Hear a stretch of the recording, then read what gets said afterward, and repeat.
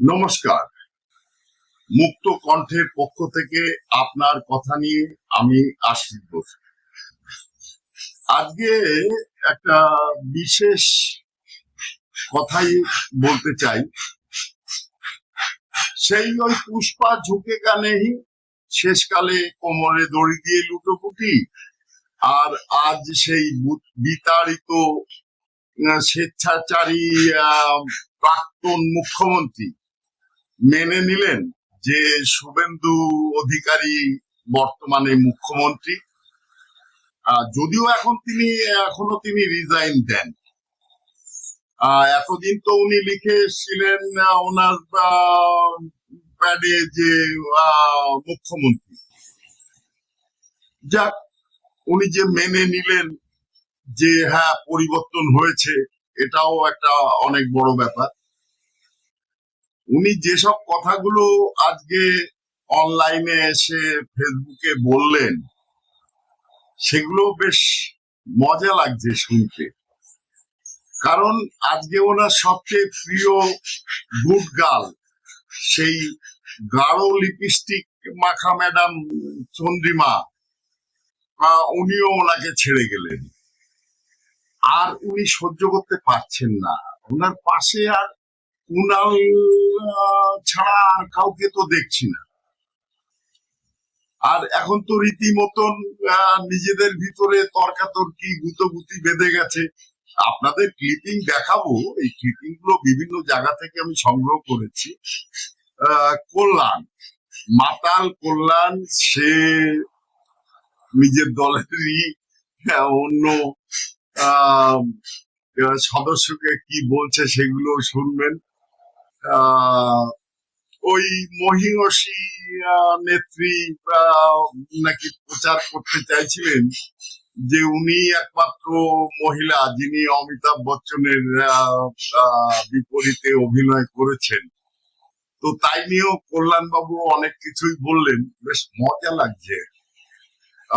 তো কিছু কিছু আপনাদের সামনে তুলে ধরছি, আপনারাও একটু মজা নিন, তারপরে নয় আবার কথা হবে। আর বেইমানি করারও তো একটা সীমা থাকা উচিত। পার্টির সাথে বেইমানি না করে, যে পার্টিটা আপনাদের কাছে জন্মদাত্রী মা, আপনারা তো সরাসরি বিজেপি করছেন। এখন বিজেপি করবেন আর তৃণমূল বলেন, এটাও হতে পারে না। কারণ তৃণমূল কংগ্রেসের আদর্শ বিজেপি বিরোধী।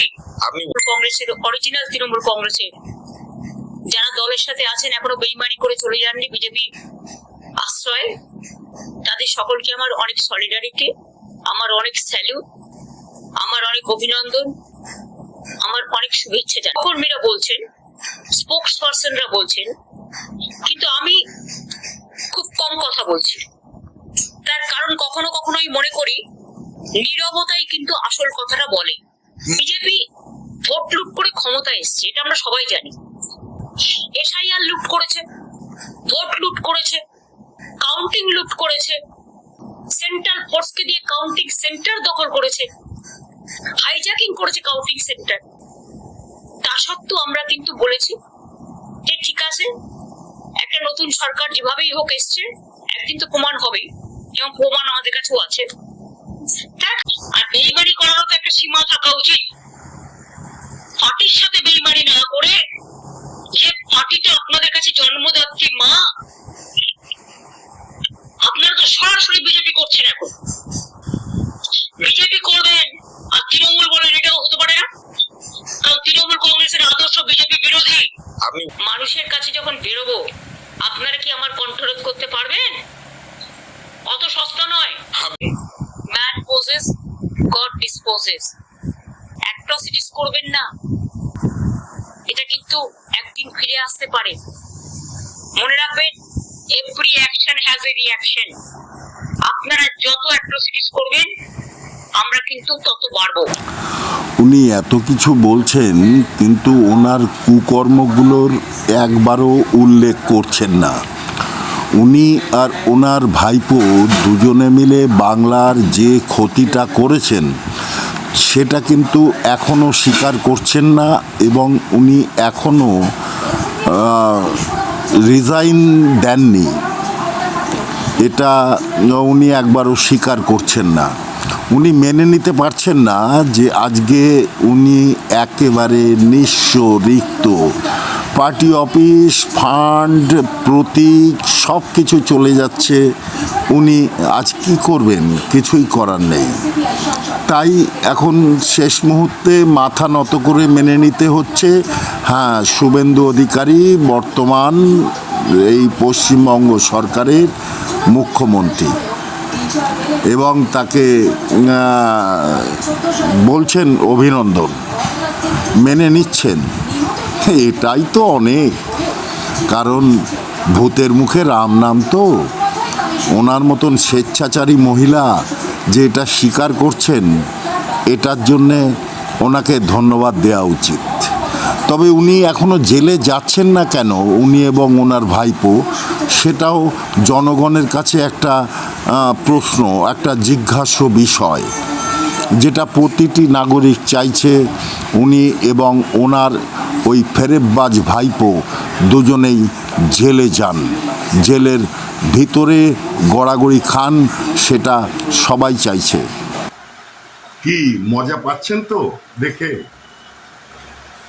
আমিও খুব মজা নিচ্ছি। যাক, আরো কয়েকটা দেখাই যেগুলো অতীতেও ঘটে গেছে। এগুলো উল্লেখ করছেন না এই বিতাড়িত নেত্রী। 21শে জুলাই তো ভোগেও না। এখন উনি বাড়ির উঠোনে ছাড়া আর কোনো জায়গা মনে হয় ওনার নেই। এখনো উনি বড় বড় বক্তব্য রেখে যাচ্ছেন এবং বিজেপিকে দোষ দিচ্ছেন। আর এই শুভেন্দুবাবু যে মন্তব্যগুলো করেছেন, এগুলো তো শুনলেন। যাক, আরো একটু দেখুন।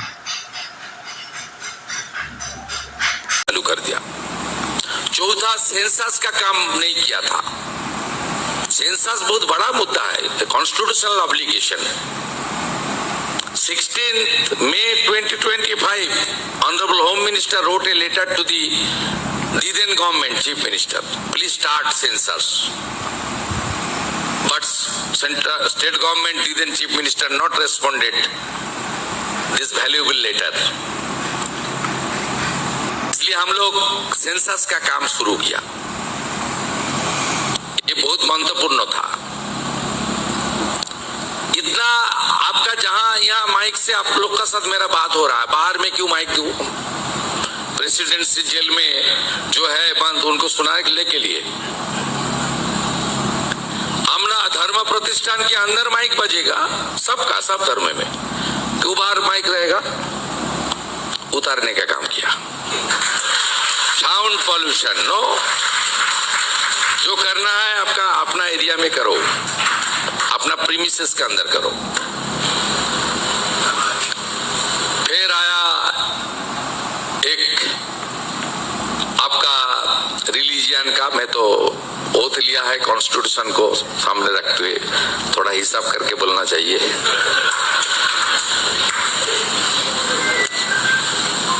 हमारी जो स्लॉटर एक्ट है, पुराना आइन 1950 का, वो लोग इस बार इम्प्लीमेंट किया सरकार। समझदार का तो इशारा ही पता है क्या बोलना चाहता हूँ। दीदी आपने रिजाइन क्यों किया? ऐसे बोलो दीदी, आपने रिजाइन क्यों किया? दीदी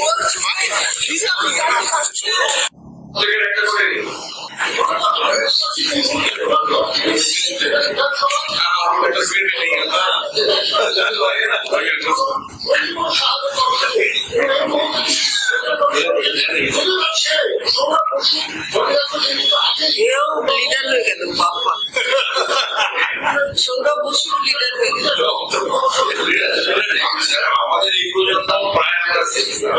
সেদিন ছাড়েননি কেন? উনি আজ বলছেন এতগুলো দপ্তর খারাপ লেগেছে, লাগতেই পারে উনি চাননি, হতে পারে ওনার ক্ষমতা ছিল না, উনি বলছেন। তা আজকে আজকে যেটা ছাড়লেন দপ্তরগুলো থাকাকালীন ছাড়েননি কেন? এটা পরিষ্কার কথা। আজকে যেটা বলছেন না আমি ছেড়ে দিলাম, তো দপ্তরগুলো যখন ছিল তখন ছাড়লেন না কেন? তাহলে তো ছাড়াটার গুরুত্ব থাকতো। বৈঠক করেছেন বেশ খোশ মেজাজে, সেখানে তাকে দেখা গেছে, আড্ডা দিয়েছেন, তারপর বেরিয়ে অনেক কথা বলেওছেন। তো তারপরে কুণাল ঘোষদের রিয়াকশনও সামনে আসছে। করে দিল কার সামনে? অরূপ বিশ্বাসের সামনে। তোরাই কি আর ও কি করবে? First year don't care, second year take care. একটা কথা বলি, ওটা মেসির মূর্তি হয়েছিল, মসির ঠাই ওরা। আর অরূপ বিশ্বাসের বলাই কানের যে ফুসফুস গলা, অভিষেক বন্দ্যোপাধ্যায়ের সঙ্গে শুভেন্দু অধিকারীর তুলনা করবেন না। শুভেন্দু তো আমাকে সবসময় ভালোবেসেছিল। পরিচয় আমি মমতা ব্যানার্জির ভাই না, তখন আমি দামোদর ব্যানার্জি। কি ক্লিপিং গুলো দেখে মজা পেলেন তো? যদিও এগুলো বিভিন্ন চ্যানেল থেকে জোগাড় করা আমার, কারণ আমার অত বড় নেটওয়ার্ক নেই যে আমি নিজের লোক পাঠিয়ে এগুলো সব সংগ্রহ করব। তাই মানে বহুল প্রচারিত যেসব মাধ্যম সেই সব জায়গার থেকেই আমি নিই, যাতে আপনারা বলতে না পারেন এগুলো আমার বানানো। তাদের নিয়ে এসে মমতা বন্দ্যোপাধ্যায় ঠিক করেননি। একদম ভুল হয়েছে, একদম ভুল হয়েছে। তারকারাই সব শেষ করে দিল, তারকারা শেষ করে দিল। খুবই ভুল হয়েছে, এক কথায় কি বলবেন? খুবই খারাপ। কি আর বলবো, যা বলার তো বলে দিচ্ছি। এরা তো বিশ্বাসঘাতক, এদের আর কি আছে? আসুক না। একটা ঘটনা বলি, শোনো কিরকম ভদ্রমহিলা, শুনে নাও। যখন এমপি হলো, এমপি হওয়ার পরে ওই দিল্লিতে বললো এই ফ্ল্যাটটা আমার দরকার আছে।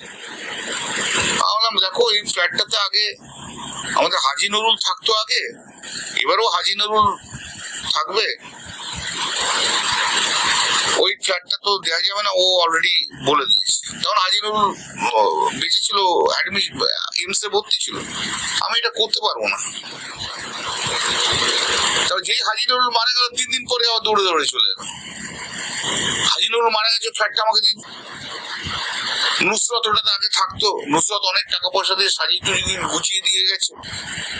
নুসরত আমার বোনের মতো। নুসরত বলছে দিদি তুমি আমার ফ্ল্যাটটা নাও। আমি হাউস কমিটির মেম্বার, আমি ওটা করে দিলাম ওর নামে। এবার শুনলো কি, 5-6 মাস পর যখন ঘর সাজানো হয়ে গেছে সমস্ত কিছু, সিপিডব্লিউ থেকে ঘরটা ঠিক করে দিচ্ছে, 6 মাস পরে বলে আমি ওখানে থাকবো না। থাকবো না মানে? তুমি তো বললে, জোরজার করলে, বলে ওই ঘরে যে যায় সেই হেরে যায়, নাহলে মরে যায়, নাহলে টিকিট পায় না। তাহলে এই আবার কি কথাবার্তা? বল না না না আমি থাকবো না ওখানে। নুসরত টিকিট পায়নি, হাজি নজরুল মারা গেল, এর আগে কারা কারা ছিল তারা জিততে পারেনি, আমি আর থাকবো না। আমাকে অন্য একটা করে দিতে হবে। যেহেতু বাবা খড়গ সিং এর মার্গে একটা ওই যে নতুন গুলো হয়েছে সেখানে করেছে, বলে দেব যেখানে আছে দেবের ঠিক উল্টো দিকটা চাই, সেটাও করে দিয়েছে। রাগটাক আমাকে দেখাবেন না ম্যাডাম, ওসব রাগটাক আপনার স্বামীকে আর ওই কি দাদা আছে তাদেরকে দেখাবেন, বুঝলেন? আমরা খাইও না পড়ি না। আর অমিতাভ বচ্চনের সঙ্গে অনেকে সিনেমা করেছে, হাজার হাজার, আপনি তাদের মধ্যে একজন। অন্তত নিজেকে ক্লেম করবেন না যে আপনি রেখার মতো পারদর্শী বা হেমা মালিনীর মতো পারদর্শী। আর সিনেমা কোথায়? গত 10-12 বছর তো অভিনয় করেনি, অ্যাঙ্কারের কাজ করেছে, কোশ্চেন করেছে, ওটা সিনেমা করেছে। যাক, আপনারা দেখলেন, আপনারাও নিশ্চয়ই আমার মতন আনন্দ পাচ্ছেন। সবাই ভালো থাকবেন, সুস্থ থাকবেন। ভারত মাতা কি জয়। জয় হিন্দ, জয় শ্রীরাম।